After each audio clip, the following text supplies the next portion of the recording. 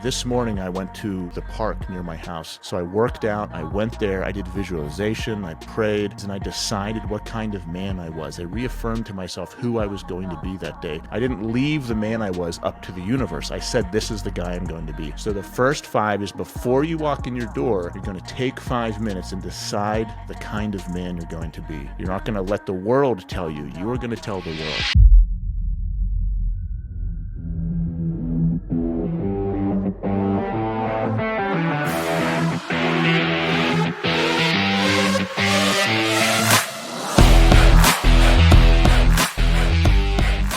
In our last episode, we established the new standard for leadership at home, the lighthouse.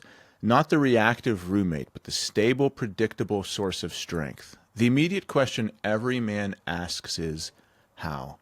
How do you become that rock when you feel distracted, tired, and overwhelmed? The answer begins with a crucial reframe. Presence is not a feeling, it is a skill. Let me say that again. Presence is not a feeling. It is a skill. You think presence is a mood you have to be in. You wait to feel present. That is a losing strategy. You will never just feel like it in the chaos of modern life.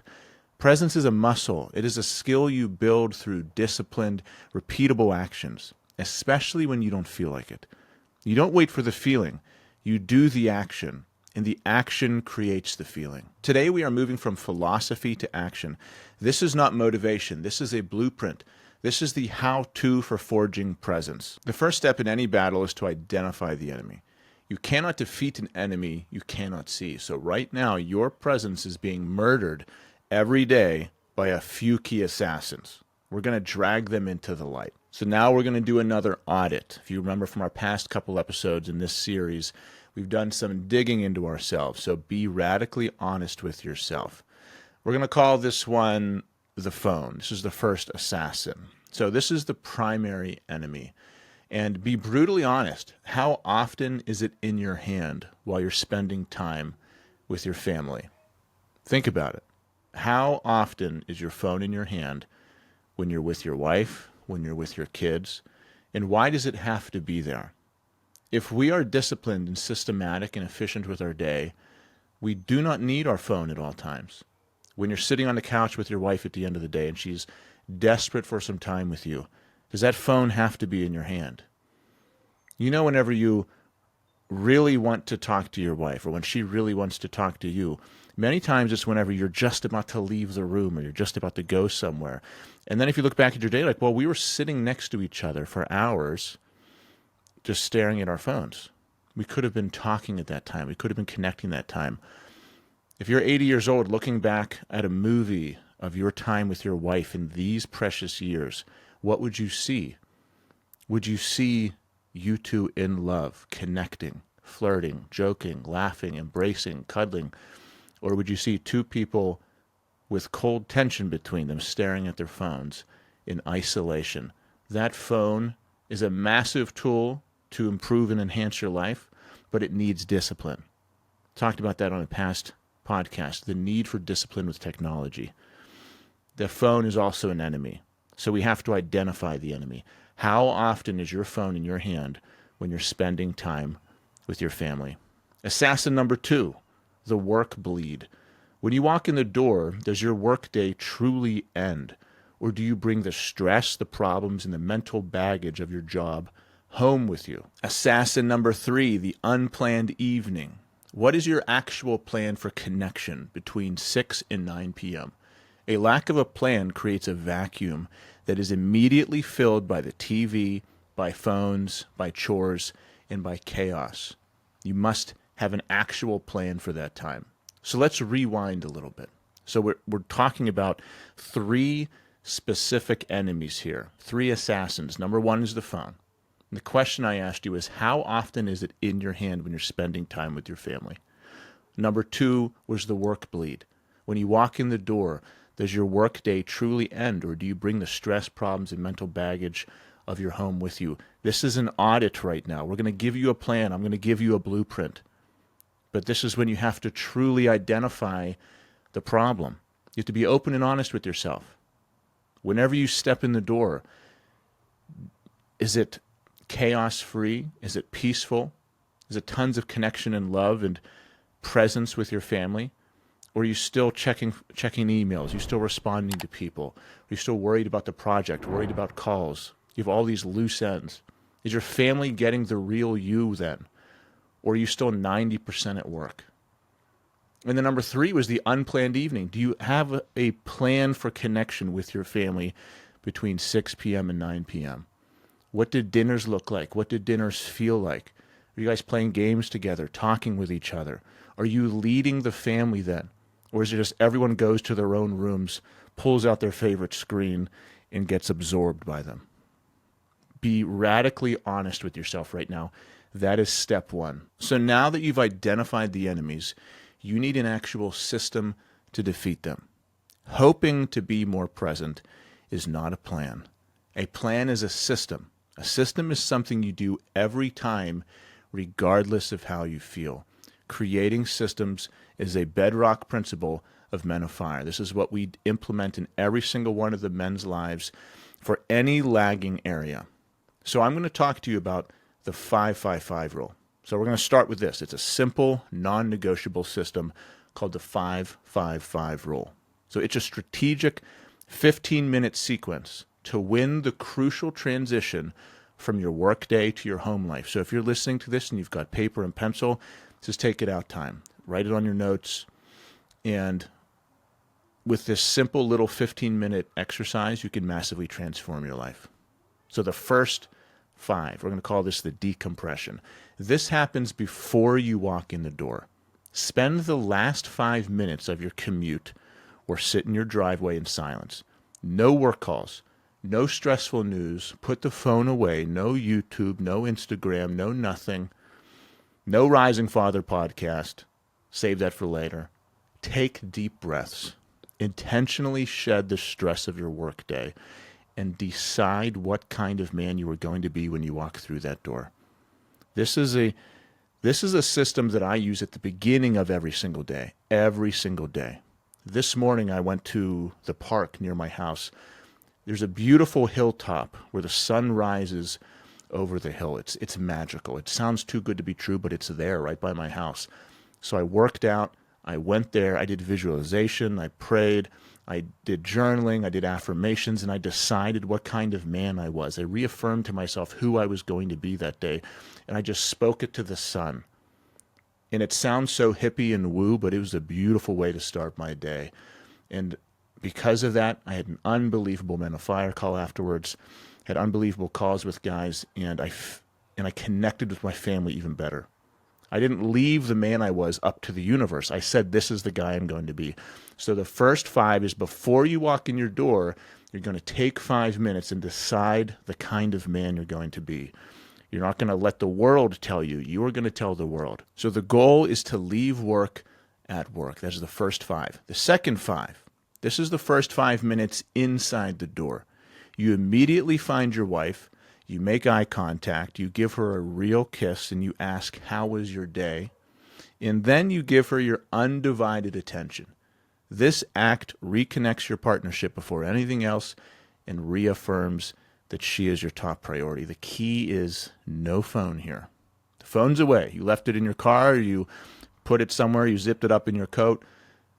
You're actually interested in her. And I promise you, if you do this small act with her every day, that will be far more valuable to her than buying her some piece of jewelry that was really expensive. She'll be like, yeah, thanks. But if you make her feel loved, you make her feel special, that will mean more to her than anything. Okay? This reaffirms that she is your top priority. The third 5. This is 5 minutes of dedicated one-on-one device-free connection with each child. Get on the floor. Enter their world. Ask them about the best parts of their day. This communicates to each child that they are seen, heard, and valued by you as an individual. And that might mean you have to play some things you hate playing. For me, I hate playing with dolls. I hate playing with little figurines, but Lauren is obsessed with these things. Her favorite thing in the world is little figurines. I always make jokes Like Lauren likes boxes for boxes that have boxes. She just like she likes Cabbage Patch dolls and little Russian dolls things. Like her favorite toy would be a cabinet that had unlimited little boxes to put things in. She's extremely organized, extremely disciplined, and she just likes organizing things and putting them in places, and that's why she's going to work for me someday. But I hate that stuff. I went to school for music. I'm creative. I'm artistic, kind of hippie in that way, but like I like creating. I like sitting down. Like I was a jazz saxophonist. I like just going with the flow and seeing what happens. Lauren doesn't like that. Lauren likes to have a plan. She likes to know what's going on. If things are unplanned, she freaks out a little bit. And that translates to the way she plays. So for me, when she wants to play with me, in my head, I got to say, okay, I'm going to meet Lauren on her level. I'm going to sit down, I'm going to grab some dolls, and I'm just going to do it, even if it's not the most fun thing in the world. Like Nathan likes to play basketball. Right before this podcast, I played basketball for 20 minutes with him. Loved it. Loved playing basketball. And Lauren loves fun things too. She does jujitsu, she does CrossFit, she likes going on hikes, and she likes golf. She likes things that I like too. And they both like things that I don't like as well. But they're also going to be gone in a few years. So I can suck it up. So this is a strategic sequence. We had the first 5 centered around you. Then we had the second 5 centered around your partner. And then the third 5 centered around your children. And it all unifies everybody as a team. And you are the leader. This system ensures you win the first 15 minutes that you are home. And this will set the emotional tone for the entire evening. So you've identified the enemy. You've got a system to defeat him. Now comes the most important step, which is you must raise the stakes through accountability. Tonight you're going to sit down with your wife. You are the leader, and you are stating the new standard. You will say something like this: honey, I know I've been distracted, but that's going to change. I'm making a recommitment that from 6 to 8 p.m. every night is now protected family time. This is my commitment to our family, and I need you to hold me to that standard. This act validates her feelings, shows her that you are taking ownership, and enrolls her as your ally, making failure a public loss, not a private one. And this can be a hard thing to do. This might be the first time you've ever done something like this, which is take the lead in your relationship, which means doing the thing you know you have to do, which means taking ownership, taking accountability. Leadership does not mean you are a patronizing, demanding, authoritarian figure. It's not what it means. It means radical ownership of your actions. As you noticed, when I said take the lead, I didn't say, you're going to tell your wife what to do. I didn't say that. I said, you're going to say, you have work to do, meaning you, the man. And you're going to say, I am going to change. I am going to make this time sacred to us, and I'm going to lead by example, by serving, not by servitude. You're going to lead through service. This is what we mean by selfless leadership. So over the past 3 episodes, we've diagnosed the painful normal that you create. We've established the new philosophy of the lighthouse, and now you have a practical 3-step battle plan to make it real. But all this information is useless without action. Your audit, your 555 rule, your leader's declaration, that is your mission for this week. Not to think about it, but to execute. You must execute on this. Being motivated and inspired is great.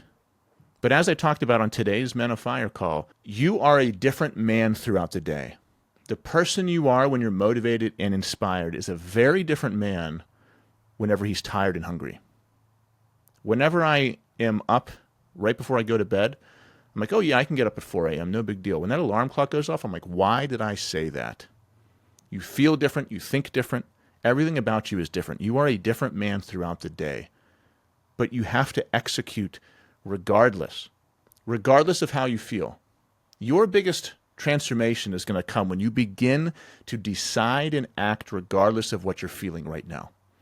You're no longer the guy who says, I'm going to wait till Monday. You're no longer the guy who says tomorrow, when I feel like it, when things are easier, when finances are perfect, when there's zero risk, zero resistance, zero obstacles, next year, next month, next decade, when the kids are out, when I move, when I get that promotion, that's when I'm going to go for my life and truly live. No, you are a leader right now. Your family needs you right now. You must act and live right now, regardless of what's happening. You need to trust yourself right now and pivot. Pivot and rise. Pivot and rise. Do not wait until God hands you the perfect scenario. It's not going to happen. He's saying, I'm giving you the tools to succeed and live right now. Why aren't you using them? He doesn't give you a solution. He doesn't hand you the perfect thing. He says, no, here's tools so you can become strong and impact even more people. Get out there and live. Make mistakes. Fail. You can do it. You must execute. It's not enough to just listen to this. You have all the knowledge. You have all the knowledge you need. Your perspective has been shifted. You've been motivated. You've been inspired. Now you must do something. So, if you're a man who knows this is just the beginning, you can join us. You can join Men of Fire. That's for the fathers out there who are obsessed with rising and being the best husbands, fathers, and men they can be. This is for you. That's the group for you. If you want to work personally with me, you want to be surrounded by a brotherhood of inspiring men, then that's the group for you. The link in this description says Men's Program, Men of Fire. Click on it. It'll send you straight to the application. Be open and honest and vulnerable just like you have been through these exercises. And you're going to book a call. You'll book a call with me. It's action time. It is time to rise. Not time to just be inspired and motivated. It's time to actually do something. So we'll talk about what that looks like to have a plan, not just for your evenings, but for every area of your life. Be the leader who executes.